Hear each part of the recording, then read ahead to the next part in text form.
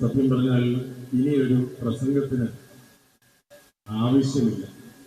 അത്ര മനോഹരമായിട്ടാണ് ഒരു നല്ല സമർപ്പിത ഒരു സന്യാസിനി, അവളുടെ ഹൃദയം ജയിലിലല്ല, അവൾ സ്വതന്ത്രയാണ് എന്ന് ഈ ജനസഹസ്രങ്ങളോട് പരസ്യമായിട്ട് പ്രഖ്യാപിച്ചത്. സിസ്റ്റർ ജോസിയ SD എന്ന ഈ സഹോദരി നടത്തിയ മനോഹരമായ ഈ വിഷയാവതരണ പ്രഭാഷണത്തിന് ഇവിടെ കൂടിയിരിക്കുന്ന എല്ലാവരുടെയും പേരിൽ കൃത്യമായ അഭിനന്ദനങ്ങൾ നൽകുകയാണ്.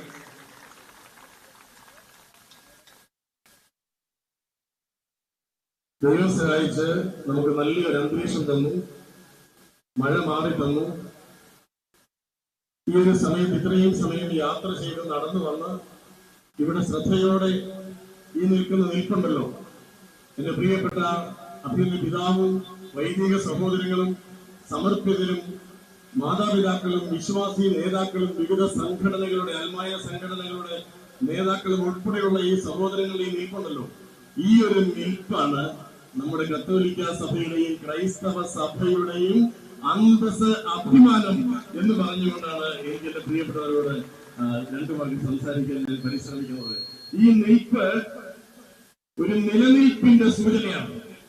ഇവിടെ 2025 വർഷങ്ങളായി നിലനിൽക്കുന്ന കത്തോലിക്ക ക്രൈസ്തവ വിശ്വാസത്തിന് വേണ്ടി ആയുസ് മുഴുവൻ ഇതുപോലെ നിൽക്കാനും ഇരിക്കാനും നടക്കാനും ഓടാനും കുരിശിൽ കയറാനും തലകുത്തി വീഴാനും തലതൂങ്ങിക്കിടന്ന് മരിക്കാനും കഴുത്ത് വെട്ടിക്കൊടുക്കാനും തീക്കുണ്ടത്തിൽ ചാടാനും അഗ്നിയിൽ കിടന്നാടാനും എണ്ണയിൽ കിടന്നു പോകാനും മനസ്സുള്ള വിശുദ്ധരും വിശുദ്ധരുമായ അൽമായ വിശുദ്ധർ, സമർപ്പിത വിശുദ്ധർ, പുരോഹിതർ, മെത്രാന്മാർ, മാർപ്പാപ്പമാർ. ജ്യോതി മോളെ, നീ വിരൽ ചൂണ്ടി അടച്ചു വെക്കാൻ ശ്രമിച്ച ഈ കത്തോലിക്ക സഭയുടെ വിശ്വാസികളുടെ അധരമുണ്ടല്ലോ, അത് ഇന്നലെ പൊട്ടിവിടുന്നതല്ല. ഞങ്ങളുടെ പ്രിയപ്പെട്ട പ്രീതിയോട് അപ്രീതിയോടും വന്ദനയോടും ഇന്ധനത്തോടും കൂടി ആക്രോശിക്കുകയും അട്ടഹസിക്കുകയും ചെയ്ത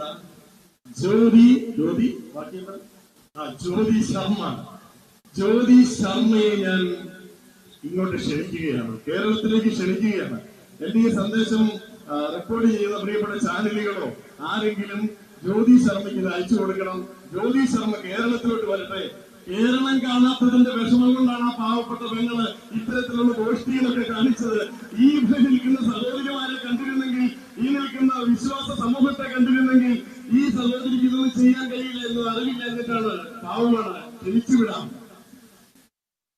അതുകൊണ്ട് ഈ ജ്യോതി ശർമ്മയുടെയും ജ്യോതി ശർമ്മയുടെ പരിസരത്ത് കിടന്ന് കാട്ടാള നൃത്തം കളിച്ച പൈശാചിക മുഖമുള്ള തീവ്രവാദ നിലപാടുകളുള്ള മനുഷ്യത്വമില്ലാത്ത പൈശാചിക കൂട്ടാളികളെയും ഞാൻ ഒരു തീർത്ഥാടനത്തിന് വിളിക്കുകയാണ്.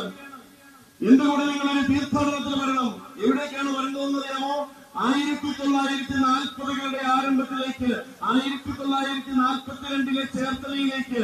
അവിടെ എക്സ്റേ ജംഗ്ഷൻ മുതൽ അവിടെ അങ്ങ് നീണ്ടു വരന്നു കിടക്കുന്ന ആനവെറളി എന്നൊക്കെ പറയുന്ന രീതിയിലുള്ള ചാവുനിലത്തിനടുത്തേക്ക് നിങ്ങളെ ഞാനൊരു തീർത്ഥാടനത്തിൽ കൊണ്ടുപോവുകയാണ്. അവിടെ വസൂരിയുടെ വസന്ത പിടിച്ച 1000 മനുഷ്യർ, വീട്ടുകാർക്ക് വേണ്ടാതെ നാട്ടുകാർക്ക് വേണ്ടാതെ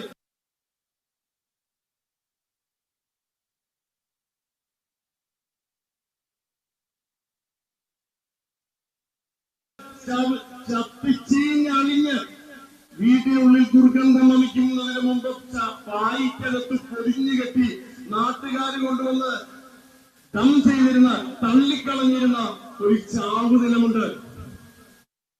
അവിടേക്ക് ജ്യോതി ശർമ്മ വരട്ടെ, രജനീക് സർ വരട്ടെ, വിശ്വഹിന്ദു പരിഷത്ത് വരട്ടെ.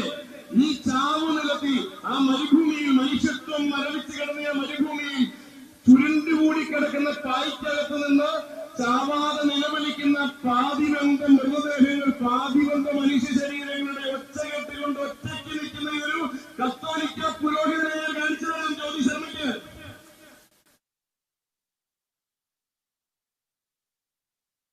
കുഷ്ഠരോഗം ബാധിച്ച് ശരീരം അഴുകിയാട്ടു തുടങ്ങിയിട്ട് വീട്ടുകാർ ദുർഗന്ധം കൊണ്ട് മണ്ണുകൊണ്ട് മൂക്കുപൊത്തി വാരിപ്പൊത്തി ചുരുട്ടിക്കൂട്ടിക്കൊണ്ടെന്ന് വലിച്ചെറിഞ്ഞ് ചാവാനായിട്ട് കാത്തുനിന്ന കഴകന്മാരുടെ മുമ്പിൽ ഒറ്റയ്ക്ക് കുഷ്ഠരോഗബാധിതരായ മനുഷ്യരുടെ അരികിൽ ഒറ്റയ്ക്ക് നിൽക്കുന്ന ഒരു മനുഷ്യനുണ്ട്. ഒരു കത്തോലിക്ക പുരോഹിതനുണ്ട്. ജോസഫ് കണ്ടെത്തി എന്ന ദൈവദാസനാണത്.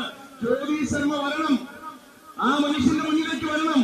നമുക്കൊരുമിച്ച് പോരാം. 1942 മുതൽ അവിടെ leprosy, saint Joseph leprosy asylum എന്ന് പേരിട്ട് വിളിച്ച് കുഷ്ഠരോഗികളെയും മരണാസന്നരായ പാവപ്പെട്ട മനുഷ്യരെയും അവിടെ സമാധാനത്തോടുകൂടി മരിക്കാൻ വേണ്ടി തേച്ചുമിനിക്ക് കഴുകിക്കൊടുത്ത് മരണത്തിന് കൂട്ടിരുന്ന് അവരെ ശാന്തമായി മരിപ്പിച്ച് അവരവരുടേതായ വിശ്വാസത്തിലേക്ക് പറഞ്ഞുവിട്ട ആ മനുഷ്യന്റെ ആദ്യകാല രേഖകൾ നമുക്ക് പരിശോധിക്കണം. ജ്യോതിശർമ്മേ, നമുക്ക് പരിശോധിക്കണം. ആദ്യകാല രേഖകൾ പരിശോധിക്കണം. എന്നിട്ട് അതിൽ എത്ര മൃതദേഹങ്ങളെ മതപരിവർത്തനത്തിന് വിധേയമാക്കി എന്നുള്ളത് എഴുതിയെടുത്തോണ്ട് വേണം പോകാൻ. എന്നിട്ട് നിങ്ങൾ തുർക്കിയിലോ നിങ്ങൾ ഛത്തീസ്ഗഡിലോ എവിടെയെങ്കിലും പോയി വാമൂടി കെട്ടാൻ വേണ്ടി പരിശ്രമിച്ചു. അതുകൊണ്ട് എനിക്ക് നരേന്ദ്രമോദിജിയോട് വലിയ പ്രാർത്ഥനയുണ്ട്, അഭ്യർത്ഥനയുണ്ട്. നരേന്ദ്രമോദിജിയോട് അഭ്യർത്ഥനയുണ്ട്. കേരളത്തിലെ, ഭാരതത്തിലെ ന്യൂനപക്ഷ സമൂഹത്തിലെ ഒരംഗം എന്ന നിലയിൽ ന്യൂനപക്ഷമായി കൊണ്ടിരിക്കുന്ന ക്രൈസ്തവ സമൂഹത്തിലെ ഒരു പുരോഹിതൻ എന്ന നിലയിൽ, കത്തോലിക്ക സഭയിലെ ഒരു പുരോഹിതൻ എന്ന നിലയിൽ എനിക്ക് നരേന്ദ്രമോദിജിയോട് ഒരു അഭ്യർത്ഥനയുണ്ട്. വംശശുദ്ധി വരുത്താൻ വേണ്ടി ജർമ്മൻ ജനതയുടെ ഇടയിൽ നിന്ന് യഹൂദ ജനതയെ വിഷം കൊടുത്തു കൊന്ന് വംശശുദ്ധി വരുത്താൻ വേണ്ടി ഹിറ്റ്ലർ സൃഷ്ടിച്ച കോൺസെൻട്രേഷൻ ക്യാമ്പ് ജർമ്മനിയിൽ ഇപ്പോഴുമുണ്ട്. എനിക്ക് നരേന്ദ്രമോദിജിയുടെ ഒരു അഭ്യർത്ഥനയുണ്ട്. ഇന്ത്യയെ ന്യൂനപക്ഷങ്ങളുടെ കോൺസെൻട്രേഷൻ ക്യാമ്പാക്കി മാറ്റരുത്. ഇന്ത്യയെ ന്യൂനപക്ഷങ്ങളുടെ കോൺസെൻട്രേഷൻ ക്യാമ്പാക്കി മാറ്റരുത്. ഇവിടെ ഞങ്ങൾക്ക് ശ്വാസം മുട്ടുന്നു, എന്ന ന്യൂനപക്ഷങ്ങൾ, ക്രൈസ്തവ ജനത ഇവിടെ അവരുടെ വിശ്വാസം പ്രഘോഷണം ചെയ്യാൻ, ഇവിടെ അവരുടെ സഞ്ചാര സ്വാതന്ത്ര്യം അനുഭവിക്കാനുള്ള പരിശ്രമത്തിനിടയിൽ വഴിമുടങ്ങി, യാത്ര മുടങ്ങി, ജീവിതത്തിന്റെ ഗതി തിരിഞ്ഞു പോകുന്ന, വഴിമുട്ടിപ്പോകുന്ന അവസരത്തിൽ കഴുത്തിനെ ചവിട്ടി പിടിച്ചിട്ട് കയ്യിൽ ദേശീയ പതാക തന്ന് ദേശീയ ഗാനം പാടണമെന്ന് മോദിജി ക്രൈസ്തവരോട് പറയരുത്. ഇന്നും ജാമ്യം കിട്ടാതെ ഈ നിമിഷത്തിലും അവർ ജയിലിലാണ്. കേന്ദ്രമന്ത്രി ഇടപെട്ടു എന്നാണ് ഞങ്ങൾ മനസ്സിലാക്കിയത്. എന്നിട്ടും ജയിലിലാണ്. കേന്ദ്രമന്ത്രി ഇടപെട്ടാൽ കേസിന്റെ സ്വഭാവം മാറുമെന്ന് പറഞ്ഞുകൊണ്ട് ഇന്നലെ മുഴുവൻ നമ്മുടെ ചാനലുകളും മാധ്യമങ്ങളും ഒക്കെ ആവേശത്തിലായിരുന്നു. ഞങ്ങളുടെ പെങ്ങന്മാർ ജയിലിലാണ്. എന്ത് തെറ്റ് ചെയ്തതിന്റെ പേരിലാണ് അവരുടെ വഴി മുടങ്ങിയത് എന്ന് എന്റെ പ്രിയപ്പെട്ട നരേന്ദ്രമോദിജി പറയണം. മണിപ്പൂർ പ്രശ്നത്തിൽ മാസങ്ങൾ മൗനവ്രതം അവലംബിച്ച ആ മാതൃക ഈ ഒരു ഛത്തീസ്ഗഡ് വിഷയത്തിൽ ഞങ്ങൾ താങ്കളിൽ നിന്ന് പ്രതീക്ഷിക്കുന്നില്ല. അതുകൊണ്ട് നരേന്ദ്രമോദിജി കേരളത്തെ, ന്യൂനപക്ഷ സമുദായങ്ങൾ ഉൾക്കൊള്ളുന്ന ഈ ഭാരതത്തെ ഒരു കോൺസെൻട്രേഷൻ ക്യാമ്പാക്കി മാറ്റുന്നത്, വിദ്വേഷത്തിന്റെ വിഷപ്പുക ശ്വസിച്ച് ശ്വാസം മുട്ടി മരിക്കാൻ പോകുന്ന ഈ ഒരു ജനത ഇവിടെയുണ്ട് എന്ന് താങ്കൾ തിരിച്ചറിഞ്ഞ് സത്വര നടപടിയെടുക്കണമെന്ന് ഞാൻ അഭ്യർത്ഥിക്കുകയാണ്. എന്റെ പ്രിയപ്പെട്ടവർ ഓർക്കണം, സമർപ്പിതരുടെ യാത്രാ വഴികളിൽ തടസ്സം തുടങ്ങിയിട്ട് ഇന്നലെയല്ല. 2003 ഗുവാഹട്ടിയിൽ നിന്ന് ഡൽഹിയിലേക്ക് ട്രെയിനിൽ യാത്ര ചെയ്ത 2 SP സിസ്റ്റേഴ്സ് ഈ കഴിഞ്ഞ ദിവസം എന്നെ വിളിച്ചു. അവരെക്കാൾ ഭീകരമായി ആക്ഷേപിക്കപ്പെട്ടവരാണ് ഞങ്ങൾ. ബീഹാറിലെത്തിയപ്പോൾ ജയ് ശ്രീറാം വിളിക്കണമെന്ന് പറഞ്ഞുകൊണ്ട് സമർപ്പിത വസ്ത്രം ധരിച്ച സഹോദരിമാരുടെ മുമ്പിൽ കൊലവിളിയുമായിട്ടെത്തി കൊടുവാൾ ഉയർത്തിക്കൊണ്ട് ഉറഞ്ഞു തുള്ളിയ ഭീകര രൂപങ്ങളുടെ ഓർമ്മ പോലും മായാതെ നിൽക്കുന്ന കണ്ണടച്ചാൽ ആ ദുഷ്ട രൂപങ്ങളുടെ ചിത്രം മനസ്സിൽ തെളിയുന്ന സഹോദരിമാരെ വിളിച്ചു പറയുകയാണ്, ഇത് ഇന്നലെ തുടങ്ങിയതല്ല. ദൈവാനുഗ്രഹം കൊണ്ട് അവര് ഫോൺ വിളിച്ച് വാരണാസിയിൽ വെച്ച് ഒരു മുസ്ലിം പ്രൊവിൻഷ്യലമ്മ വണ്ടി കൊണ്ടുവന്ന് അവരെ ട്രെയിനിൽ നിന്ന് ഇറക്കി ഓടിച്ച് രക്ഷപ്പെടുത്തി. ഡൽഹിയിലേക്ക് യാത്ര ചെയ്തവർ വാരണാസിയിൽ 4 ദിവസം ഒളിച്ചു താമസിച്ചിട്ട് പോകേണ്ട ഗതികേട് വന്നിട്ടുണ്ട് ഈ നാട്ടിൽ ഏതാനും മാസങ്ങൾക്ക് മുൻപ്. അപ്പോൾ ഇന്നലെ തുടങ്ങിയ പരിപാടിയല്ല.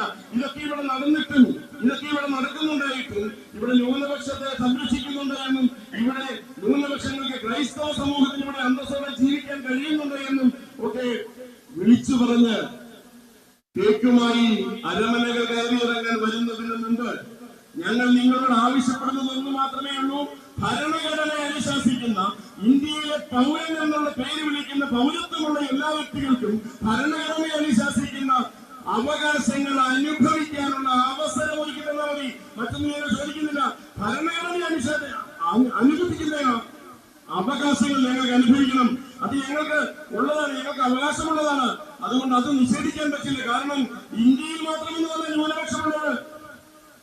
അത് ഈ ജ്യോതി ശർമ്മയും പ്രിയപ്പെട്ട നരേന്ദ്രമോദിജിയും അവരെ പിന്തുണയ്ക്കുന്ന രാഷ്ട്രീയ പാർട്ടികളും ഒക്കെ മനസ്സിലാക്കണം. ഇന്ത്യയിൽ മാത്രമൊന്നുമല്ല ന്യൂനപക്ഷമുള്ളത്. ന്യൂനപക്ഷങ്ങൾ എല്ലാ രാജ്യങ്ങളിലുമുണ്ട്. അവിടെ ഇന്ത്യയിൽ ഭൂരിപക്ഷമുള്ള സമുദായം അവിടെ ഭൂരിപക്ഷമൊന്നുമല്ല.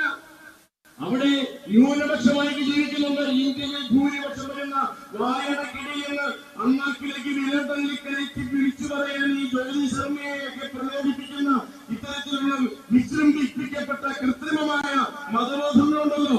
ആ മതബോധം അപ്പുറത്തുള്ള രാജ്യങ്ങളിലെ മനുഷ്യർ അവരുടെ ഇടയിൽ സമാധാനത്തോടെ പൗരത്വത്തോടു കൂടി ജീവിക്കുന്ന ഹൈന്ദവ സഹോദരങ്ങളോട് ഇത്തരത്തിൽ പെരുമാറരുത് എന്നാണ് ഈ കൂടി നിൽക്കുന്നവരുടെ പ്രാർത്ഥന. ജ്യോതി ശർമ്മയോടെന്ന് പറയുന്നത്, നരേന്ദ്രമോദിജിയോടെന്ന് പറയുന്നത്, ഛത്തീസ്ഗഡ് മുഖ്യമന്ത്രിയോടെന്ന് പറയുന്നത്.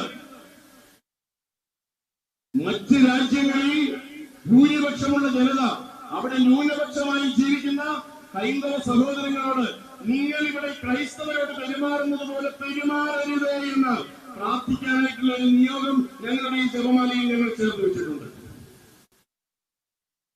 അതാണ് ക്രൈസ്തവ ചൈതന്യം. ഞങ്ങളെ അടിക്കുന്നവരെ ഞങ്ങൾ തിരിച്ചടിക്കില്ല.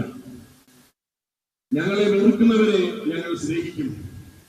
അങ്ങനെ സ്നേഹിക്കാൻ പറഞ്ഞിച്ചു പോയ ഒരേ ഒരാളുടെ പേരിലാണ് ഈ ജോസഫ് കണ്ടത്തിൽ എന്ന് പറയുന്ന ഈ അച്ഛൻ, ഈ ASMI എന്ന് പറയുന്ന ഈ സന്യാസിനി സമൂഹത്തിന് രൂപം നൽകി.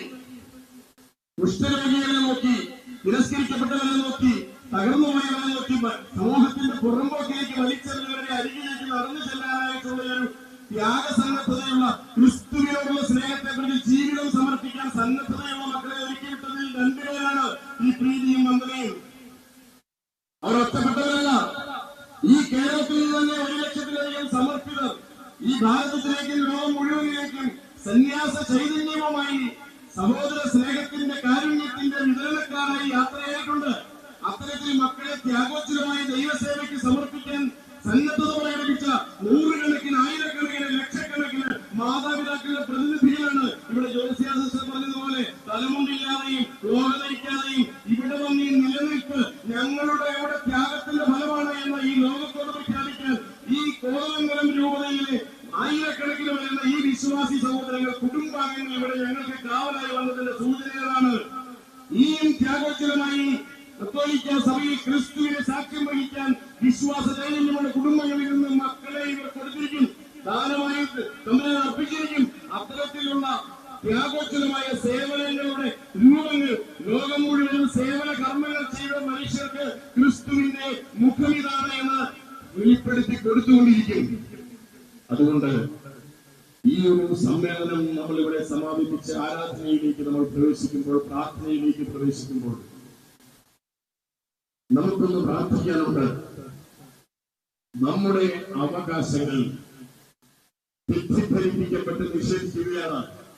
മാധ്യമങ്ങളെ തെറ്റിദ്ധരിപ്പിച്ച്, മാധ്യമങ്ങളെ വിലക്കെടുത്ത്, അവര് പറയുന്നത് മാത്രം വാർത്തയാക്കി കൊടുത്ത്, നമ്മൾ പറയുന്നത് ഒന്നും വാർത്തയായി കൊടുക്കാതെ, സത്യം വാർത്തയായി കൊടുക്കാത്ത മാധ്യമങ്ങളെ വിലക്കെടുത്തിട്ടാണ് ഇത്തരത്തിലുള്ള വിഭാഗീയത വളർത്തുന്നത് എന്നത് നമ്മൾ തിരിച്ചറിയേണ്ടതുണ്ട്.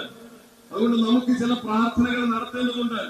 നമ്മൾ ഒരാളുടെയും ശത്രുവല്ല, നമ്മളൊക്കെ ആരും ശത്രുക്കളില്ല, നമ്മളെ എതിർക്കുന്നവരുടെ പോലും ശത്രുക്കളല്ല. നമ്മൾ അവർക്ക് വേണ്ടി പ്രാർത്ഥിക്കുന്നവരാണ്. അഭിനന്ദി പിതാവ് പറഞ്ഞു, നമ്മൾ ഇവിടെ കൂടിയിരിക്കുന്നത് ആരെയും എതിർക്കാനല്ല, നമുക്ക് ആരുടെയും എതിർപ്പും വേണ്ട. പ്രിയപ്പെട്ട സഹോദരങ്ങളെ, ഇവിടെ നിന്നുകൊണ്ട് നമുക്ക് തീരുമാനിക്കാം, നമുക്ക് ആരെയും എതിർക്കേണ്ടതില്ല. പക്ഷെ ഒരു കാര്യം നമ്മൾ ചെയ്യണം, നമ്മൾ നമ്മളെ അനുകൂലിക്കണം. ഇവിടെ നിൽക്കുന്നതിന്റെ സമർപ്പിതരും വിശ്വാസ സഹോദരങ്ങളും പുരോഹിതരും, ക്രൈസ്തവ സഭ, കത്തോലിക്ക സഭ ഈ ലോകത്തിൽ ചെയ്തുകൊണ്ടിരിക്കുന്ന പ്രവർത്തനങ്ങളെ ക്രിസ്തുവിന്റെ നാമത്തിൽ മഹത്വപ്പെടുത്തുന്നതിന് വേണ്ടി ജീവിതം സമർപ്പിച്ചിരിക്കുന്നവരാണ് എന്നുള്ള സത്യം നമ്മൾ പരസ്യമായിട്ട് സംരക്ഷിക്കണം. അത് നമ്മുടെ മൗലിക അവകാശമാണ്. ആ അവകാശം നേടിയെടുക്കുവാൻ വേണ്ടിയാണ് നമ്മൾ ഇവിടെ വന്നിരിക്കുന്നത്. അതുകൊണ്ട് എനിക്ക് ജ്യോതി ശർമ്മയോട് ഒരു കാര്യം കൂടി പറഞ്ഞ് അവസാനിപ്പിക്കുകയാണ്. സംസ്കൃതം അറിയാമോ എന്ന് എനിക്ക് അറിയില്ല. ജ്യോതി ശർമ്മയ്ക്ക് സംസ്കൃതം അറിയാമെന്ന് അറിയില്ല. എന്നാൽ ഒരു സംസ്കൃത ശ്ലോകം ഞാൻ ചെല്ലുകയാണ്. അത് ഹൈന്ദവ ധാരയിൽ, ഈ ഭാരതം മാത്രമല്ല ലോകം മുഴുവൻ ആദരിക്കുന്ന ഹൈന്ദവ വേദ സംഹിതകളിൽ അഥർവ വേദ സൂക്തത്തിൽ നിന്നുള്ള ഒരു സൂക്തമാണ് ഞാൻ ഉച്ചരിക്കുന്നത്. അത് ഈ ഭാരതത്തിന്റെ സാഹോദര്യത്തിന്റെ മണിമുഴക്കമാണ്. അതിങ്ങനെയാണ്: മിത്രസ്യ ചക്ഷുഷ സമീക്ഷാമഹേ. മിത്രസ്യ എന്ന് വെച്ചാൽ മിത്രത്തിന്റെ ഷഷ്ടി വിഭക്തിയാണ്. സംസ്കൃതം അറിയാവുന്നവർക്കറിയാം. മിത്രത്തിന്റെ ചക്ഷുഷ, കണ്ണിലൂടെ. ചക്ഷുസ് എന്ന് പറഞ്ഞാൽ കണ്ണാണ്, നമുക്ക് എല്ലാവർക്കും അറിയാം. കണ്ണിലൂടെ അഹേ സമീക്ഷാമഹേ, നമുക്ക് പരസ്പരം കാണാം. ഈ കാണാൻ കഴിയില്ലെന്ന് എനിക്കറിയാം. വെറും ഒരു വെള്ളനൂല് പോലും എന്നെ കാണാൻ കഴിഞ്ഞേക്കാം. അടുത്തു വന്നാൽ നിന്റെ മുഖം എന്റെ കണ്ണിൽ നിനക്ക് കാണാം, എന്റെ മുഖം നിന്റെ കണ്ണിൽ എനിക്കും കാണാം.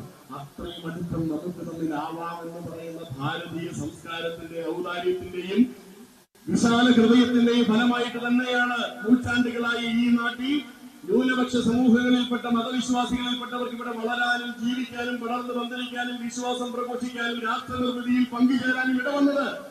ആ ഒരു വിശാലത ഞങ്ങൾ ഇവിടെ നിൽക്കുന്ന കത്തോലിക്ക പുരോഹിതർ മുഴുവനും 10-15 വർഷക്കാലം ഞങ്ങൾ സെമിനാരിയിൽ പഠിച്ച് വൈദികരാകുന്നതിന്റെ കൂടെ ഞങ്ങൾക്ക് പഠിക്കാനുണ്ട്. ഹൈന്ദവ വേദങ്ങൾ പഠിക്കാനുണ്ട്. ഇവിടെ നിൽക്കുന്ന മുഴുവൻ ലോകധാരികളായ കത്തോലിക്ക പുരോഹിതരും ഹൈന്ദവ വേദങ്ങൾ പഠിച്ചിട്ടുണ്ട്.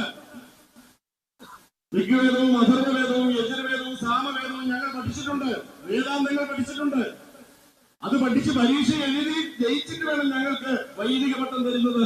ഈ ഇരിക്കുന്ന അവിധി പിതാവ് ഉൾപ്പെടെയുള്ള മിത്രന്മാർ ഞങ്ങൾക്ക് വൈദിക പട്ടം തരുന്നത് ഈ ഹൈന്ദവ വേദങ്ങൾ പഠിച്ചിട്ടാണ് ഒരു കത്തോലിക്ക പുരോഹിതന്. ഈ നാട്ടിൽ അത് അറിയത്തില്ലെങ്കിൽ അത് അറിയാൻ വേണ്ടിയാണ് ഞാനത് പറഞ്ഞത്. അതുകൊണ്ട് ക്രൈസ്തവ പുരോഹിതന്മാർ, കത്തോലിക്ക പുരോഹിതന്മാർ വർഗീയവാദികളോ വിഭാഗീയതയുടെ ആൾക്കാരോ തീവ്രവാദികളോ ആകാത്തതിന്റെ കാരണം ഇസ്ലാമോളജി പഠിച്ചിട്ടും ശൈവിസം പഠിച്ചിട്ടും വൈഷ്ണവിസം പഠിച്ചിട്ടും വേദങ്ങൾ പഠിച്ചിട്ടും വേദാന്തങ്ങൾ പഠിച്ചിട്ടുമാണ്. തങ്ങൾ വിശ്വസിക്കുന്ന ക്രിസ്തുനാഥന്റെ തിരുമൊഴികൾ ഉൾക്കൊള്ളുന്ന സുവിശേഷം പഠിക്കുന്നതിനോടൊപ്പം തന്നെ ഇതര മതങ്ങൾ പുണ്യമായിക്കുന്ന വേദഗ്രന്ഥങ്ങൾ പഠിച്ച് ഇതര മതങ്ങളോടുള്ള കത്തോലിക്ക സഭയുടെ 2ാം വത്തിക്കാൻ കൗൺസിലിന്റെ സാഹോദര്യ ഭാവത്തിലോ ഹൃദയവാതിൽ തുറന്നിട്ടുകൊണ്ട് ജീവിക്കുന്ന ഒരു കത്തോലിക്ക സഭയിലെ 2 സഹോദരിമാരെ അറിവില്ലായ്മയുടെ പേരിൽ ജ്യോതി മിത്രസ്യ ചക്ഷുഷ സമീക്ഷാമഹേ, അതാണ് പറയാനുള്ളത്. നമുക്ക് അടുത്ത് നിൽക്കാം. എന്റെ അടുത്തേക്ക് വരൂ. എന്റെ കണ്ണിൽ നീ നിന്റെ രൂപം തിരിച്ചറിയൂ. നിന്റെ കണ്ണിൽ ഞാൻ എന്റെ മുഖം വായിക്കട്ടെ. അങ്ങനെ നമുക്ക് തമ്മിൽ സാഹോദര്യത്തിന്റെ സുവിശേഷ ഗാനം ആലപിക്കാം. അങ്ങനെ നമുക്ക് തമ്മിൽ കൈകോർത്ത് പിടിച്ചുകൊണ്ട് ഒരു പുതിയ ഭാരതത്തെ പുനർനിർമ്മിക്കാം. അത്തരത്തിലുള്ള ഒരു സ്നേഹത്തിന്റെ, സൗഹാർദ്ദത്തിന്റെ, സാഹോദര്യത്തിന്റെ അന്തരീക്ഷം നമുക്കിവിടെ ഇനിയും നിലനിർത്താനുള്ള സാധ്യതയുണ്ട് എന്ന് ഈ നിശബ്ദമായി പ്രാർത്ഥനാപൂർവ്വം നിൽക്കുന്ന ഈ ന്യൂനപക്ഷ സമൂഹത്തിലെ, ഈ ക്രൈസ്തവ സമൂഹത്തിലെ, കത്തോലിക്ക സഭയിലെ, ഈ കോതമംഗലം രൂപതയിലെ എന്റെ പ്രിയപ്പെട്ട ദൈവജനം ഇവിടെ സാക്ഷ്യം നിൽക്കുകയാണ്. ഇത് ജീവിത സാക്ഷ്യമാണ്. ഇത് ക്രിസ്തു സാക്ഷ്യമാണ്. ഇതിന് അർത്ഥമുണ്ടാകട്ടെ, ആകാശത്തോളം ഉയരമുണ്ടാകട്ടെ. ആമേൻ.